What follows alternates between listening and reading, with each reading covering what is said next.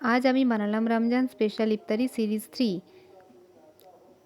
এর জন্য কড়াইতে প্রথমে তেল দিয়ে রসুন এবং কাঁচা লঙ্কা কুচি দিয়ে আলু কুচি, গাজর কুচি এবং ক্যাপসিকাম, বাঁধাকপি দিয়ে হালকা নাড়িয়ে পরিমাণ মতো লবণ দিয়ে ভালোভাবে নাড়িয়ে চাড়িয়ে এরপর এর ওপরে পেঁয়াজ কুচি দিয়ে ভালোভাবে ভেজে নেব। এরপর ভিনিগার, সয়া সস ও টমেটো কেচাপ দিয়ে মিশিয়ে সেদ্ধ করে রাখা চাউমিন ও গ্রেট করে রাখা পনির দিয়ে দেব।